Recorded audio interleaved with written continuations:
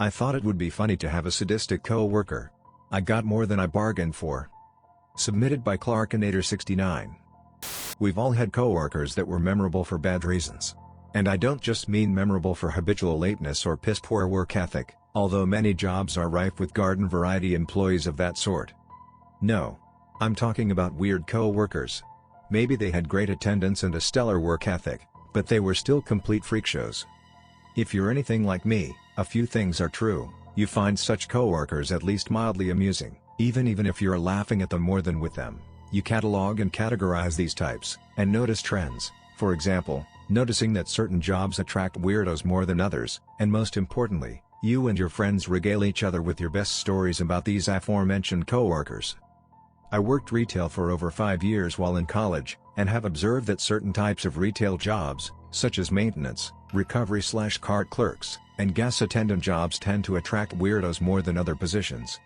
If you work one of those such jobs, please do not get offended, there are perfectly normal people working in these positions too. I'm just commenting on a sort of demographical observation of mine. I saw pretty much everything in those departments when I worked retail: druggies, gambling addicts, delinquents, perverts, and even a couple of borderline stalkers and one conspiracy theorist who believed in Pizzagate. Of course, these people were ultimately harmless, just funny to make fun of behind their backs, and, importantly, tell my friends about them for laughs. One of my best friends, who worked a factory job, would tell me his own classic co-worker stories in turn. Most of them were no different than my own, just a bunch of dumbasses who were alcoholics and druggies with no money, skills and no prospects for the future. But one coworker stood out, the coworker who is the reason I am sitting here and writing this now. For anonymity and privacy, I'll call him T. This guy stood out from the others in almost every discernible way, and my friend had no shortage of ironically funny stories to me about this dude. Wishing death on people he doesn't like? Check. Hoping for career-ending injuries for athletes playing against his favorite sports teams? Yep. Watching snuff videos, i.e., best gore and other morbid sites? You better believe it. Talking about red rooms, the deep web, and other such purported legends? Affirmative. Maybe my friend and I are a little warped in the heads ourselves for finding this guy's workplace behavior funny, but I never claimed we were mainstream or normal. As the years dragged on, and we traded more workplace stories, I felt a strange yearning to try to work at the factory. And shortly after graduating from college, I did exactly that. Hey, the job market for fresh college grads is brutal, and anything is better than retail. Despite consternation from my family that I was taking a manual job and warnings that working in a food packaging factory would be brutal, I quit my retail job and went there anyway. The increase in pay and a desire to not be working at a grocery store with a bachelor's degree were at the forefront of my mind, but I'd be lying if I said I wasn't motivated in part by a desire to experience working with D firsthand. At first, I was disappointed. He was not what I expected. A frail, bald guy in his late 50s? This could not be the mystical coworker I had heard so many stories about. Moreover, he was extremely polite and cordial. Truly a wallflower. The only thing about his appearance that matched my expectations was a tattoo on his upper right arm, a strange, intricate logo with a red cross affixed to the center. When I mentioned this to my friend, he merely said that D hides his true nature well and is good at appearing normal. Maybe working with him wouldn't be such a hoot after all. Oh well, there was still work to be done and money to be made. Maybe the opportunity to see the real T would present itself, and maybe it wouldn't. Well, a couple of months later, it did. It was just D and myself in the break room. The awkward silence was broken by D when he saw that I was watching a clip of some generic, low-rate slasher film. I think it was Terrifier, but I'm a little blank on it, to be honest. "You actually watched that crap?" T said inquisitively. My breath caught in my throat. This could be my chance to see the real T. I had to play it cool, though. "It's like that car wreck you can't stop looking at." I lied. "It's disgusting but alluring at the same time." D almost sneered when he said it wasn't disgusting, but rather a bunch of fake garbage. I asked him how he got his fix of disgusting viewing, if not via slasher films. A thin smile spread across his face. Simple. I watched the real thing. The rest of the break was a flurry as D described highlights of his viewing experiences from the past month. This went on for a few weeks. I couldn't stomach the extreme shit he often described, but I could stomach a few mainstream videos. Mainly fatal police shootings filmed by bystanders that captured national headlines. It paled in comparison to his preferred content, but it was enough to keep him talking to me. It was as if he viewed me as a budding apprentice. It went on like that for a while, and I became one of the co-workers he trusted enough to show his true self to. Although I definitely betrayed the confidentiality by laughing about it with my friend behind T's back. But to this day, I hope and pray that he remained ignorant of my loquacious behavior. Anyway, after several months I received an invitation to watch movies at T's house one weekend night. This caught me off guard, to say the least. "I thought you didn't like horror movies," I said. "These aren't your standard movies." T smiled in response. I was apprehensive, to say the least. Maybe I had bitten off more than I could chew. But ultimately, I decided to go. I had hung out with weird coworkers from my old job before, and I hadn't been murdered and dumped in a river yet, after all. What was the worst that could happen? I made the drive, and found myself in front of a nondescript, small one-story house in an uninteresting neighborhood. You know those dirty small houses with overgrown lawns and chain-link fences? The neighborhood's chock full with such houses that scream poverty and low income? That's the kind of area T lived in. I didn't notice anything immediately alarming about the house that would lead me to sense imminent danger, so I got out of my car and knocked on the front door. "Hey, come in, man. You want a beer?" "Sure, thanks, man. Maybe this wouldn't be too extreme, after all." I sat down on one end of the couch, sipping my beer as T began rifling through his cabinet by the TV. "Ah, here it is," T said as he produced an unlabeled DVD. "I heard this is a really good one." He was practically salivating as he put it in his DVD player. This type of disc screamed either bootleg or homemade. Just what kind of horror movie was this? I considered leaving. "This shit is better than anything you'll find online," T said, breaking my train of thought. I just nodded and drank more of my beer. I was really beginning to think that I had made a real mistake. The TV turned on, and I nearly had a heart attack at the first thing I saw, a logo identical to T's tattoo. Underneath the screen read a Crimson Cross production. "What's the Crimson Cross?" "They're geniuses," T said with relish and a gleam in his eye. "Truly cinematic visionaries." "Your tattoo," I began. "Yep. All members get one. Only members get access to their exclusive content," T said proudly. "I'm committing a slight breach in decorum showing a non-member one of their films, but if you join the Cross, it'll be fine. Their 25th annual film festival is next month." I started to ask about this festival, but T told me to be quiet. The movie, if you can call it that, was starting. What I saw that night will haunt me forever. The first scene was two men, apparently pretending that their car was broken down on the side of an isolated road. Whoever was filming them seemed to be several yards behind the tree line. The footage was likely edited, as only about a couple of minutes later, a Good Samaritan pulled over. After a short struggle, the poor driver was subdued and chemically sedated with a syringe by one of the men.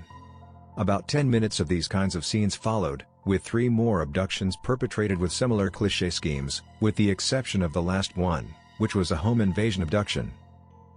"Alright, we've got ourselves a stellar cast." A muscular, bearded man bellowed with elation to the camera. I felt sick to my stomach. I wanted to leave so badly, but something told me I would probably get a visit from casting at T's insistence if I did. The film cut off for a few seconds after that large man's proclamation, but resumed again in a few seconds, this time in an indoor setting. 4 men were seated around a table and drinking beer.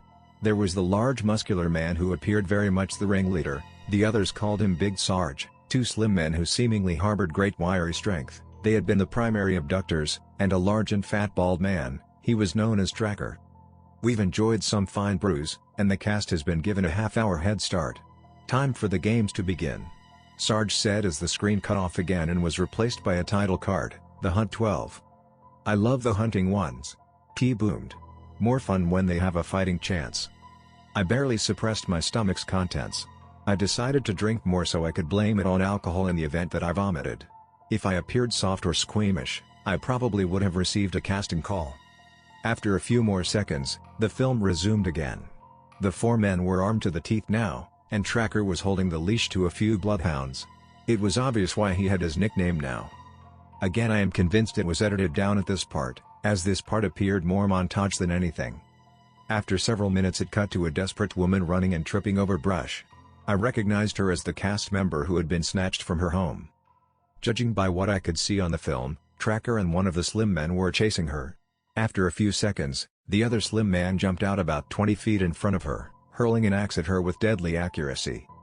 It struck his target's head with a sickening explosion of blood and gore. Miraculously, I didn't vomit. Damn. T hollered at the kill. I was sitting next to a truly sick and depraved individual. I drank some more to further bolster my contingency plan. The next scene, after a couple minutes of tracking, was a reverse ambush. One of the young men, the first Good Samaritan abductee, surprised the two wiry men, bashing one in the head with a large rock and knocking him over. "We've got a fighter," T hollered excitedly. I hoped that the fighter would win. The young man subdued the other slim man and began strangling him. "Help me!" the slim killer thrashed desperately, seemingly imploring the forever unseen cameraman. "No way. You know the rules, man. If a cast member kills a hunter, he gets a chance to replace the fallen hunter," the cameraman responded. The slim killer began gurgling and turning blue. Just when it seemed the killer's doom was sealed, Sarge appeared and clubbed the man over the head. "Damn it," T complained. "He should have let that pussy die. It's been too long since a cast member killed a hunter." "That actually happens?" I asked, trying to distract myself from the grisly clubbing happening on screen. "Oh yeah. That's how Sarge became a hunter," T responded. After a few seconds, both slim men were up, albeit woozy and unsteady. "Take 5. Me and Tracker will get the last 2, Sarge said. Sarge ignored their protestations, and again the film cut to a new scene. Another young man, this one seemingly even more athletic than the last one, evaded capture several times, and even threw a few accurate rocks at his pursuers. But it was to no avail. Eventually, the poor man found himself caught in a bear trap. "Traps are some pussy shit," T complained. "It's cheating, like using a gun." Somehow, T seemed disappointed, as if he were the self-proclaimed Roger Ebert of snuff. I felt my stomach increasingly likely to blow, but fortunately, I had had about 10 beers by then. The man was stuck in place as Sarge began whirling a sick contraption, a live and ready bear trap attached to a chain, before slinging it with deadly accuracy at the man's head for a gory explosion. If it had been a free-range kill, that would have been spectacular, but the cheating ruined it. T nitpicked. What the fuck was wrong with him? The film now cuts to Sarge, giving a monologue about the elusive last man being the grand prize winner. Only with help from the dogs did they finally find him, and only at gunpoint were they able to get him down from the tree. The dumbass really should have taken the gunshot over the grand prize they had planned. Meanwhile, T was agitated. "What the fuck happened to these people?" he screamed as he stood up. "Guns and traps in the same hunt?" I thought he was going to flip over the table for a second, but he sat back down, muttering that the grand prize had better make up for a lackluster film. It did. It quenched T's thirst and more. That disgusting and harrowing visual ordeal unfolded after another brief intermission. I need not go into the sordid details, so I'll just say that the last surviving man was chained by his arms to the back of a truck, with his ankles chained to a large tree. Do I need to say anything else? That gratuitous killing, and the man's agonizing screams, will stay with me forever. I lost it there, in fact. As T was applauding the grand finale, I finally hurled. "You okay, man? This too much for you?" T asked. "No, I'm fine," I lied. "Just had too much to drink." "Damn, you did have a lot. Didn't realize it." He believed me. Thank fuck. "You good to drive, man?" he asked me. I wasn't. But I didn't want to spend any more time with T than I had to. "I'll be fine. Just give me a few," I said as convincingly as I could. T nodded. "Sure, take as long as you need. I'll sign you up for the cross when I get the chance. You want to go to the festival, right?" I felt like puking my guts out, but I weakly replied affirmatively. I couldn't blow my cover. I needed to buy some time. I went home shortly after and cried all night. I wanted to go to the police, but I felt I wouldn't be taken seriously. I couldn't just cut off all interaction with D and pretend nothing happened either. I'd almost certainly become a marked man. I just had to bide my time and hope for something to present itself. Hopefully, an out would show itself. Well, about a week later, I received a godsend. D died unexpectedly from a massive heart attack. He was nearly 60 and didn't really take care of himself, so it was not horribly shocking, but it was a goddamn miracle for me. As long as he hadn't gotten a chance to sign me up for that cursed organization, I was completely in the clear. Weeks turned to months to almost a year without hearing anything from or about that accursed group. Gradually, I felt a sense of security wash over me. Until this past week, that is. Amongst the more routine and mundane parcels in my mail was an unmarked envelope bearing no post stamp. I felt a pang of dread as I opened it with trembling hands. I almost dropped it from fright. Staring back at me like a signed death warrant featuring my name was an invitation to the 26th Annual Crimson Cross Film Festival.